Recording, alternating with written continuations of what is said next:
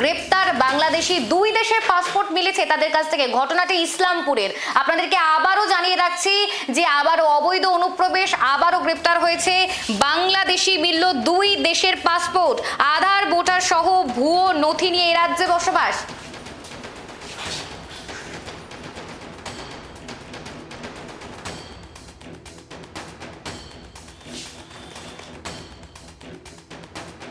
মুহূর্তে আমাদের সঙ্গে টেলিফোন লাইন রয়েছে আমাদের প্রতিনিধি সচিন। সচিন, কি জানা যাচ্ছে? আমরা দেখছি যে আবারও বাংলাদেশি গ্রেপ্তার এবং তার কাছে দুই দেশের পাসপোর্ট পাওয়া যাচ্ছে। একদমই, দেখো, ইসলামপুর থানার পুলিশ এক বাংলাদেশিকে গ্রেপ্তার করে ইসলামপুর থানা এলাকা থেকে। তাকে আজ ইসলামপুর মহকুমা আদালতে তোলা হয়। তবে পুলিশ সূত্রে যেটা জানা যায়, দিল্লির এক বেসরকারি কোম্পানিতে তিনি কাজ করতেন এবং আরো যেটা জানা যায় তিনি বাংলাদেশের ঠাকুরগাঁও জেলার তিনি বাসিন্দা।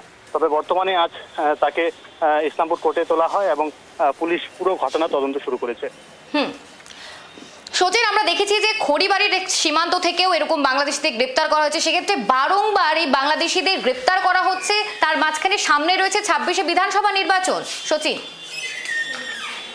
একদমই তাই। প্রত্যেকবারই আমরা এটা লক্ষ্য করছি যে বাংলাদেশি অনুপ্রবেশকারীদের গ্রেপ্তার করছে পুলিশ। তবে পুলিশের পক্ষ থেকে সবসময় কড়া টহলদারি চালানো হচ্ছে এবং তাদের গ্রেপ্তার করা হচ্ছে এবং কোথা থেকে তারা আসছেন, কি কারণে, কোন উদ্দেশ্য, সমস্ত বিষয়ে তারা ঘটনা তদন্ত শুরু করেছেন।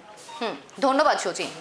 আমরা যে খবর থেকে নজর রাখছি ইসলামপুরের ঘটনা, সেখানে বাংলাদেশিকে গ্রেপ্তার করা হয়েছে, আবার দু দেশের পাসপোর্ট মিলেছে, যেখানে দাঁড়িয়ে একের পর এক ঘটনার ছবি সামনে আসছে। ইসলামপুরে এই ঘটনার চাঞ্চল্য ছড়িয়েছে।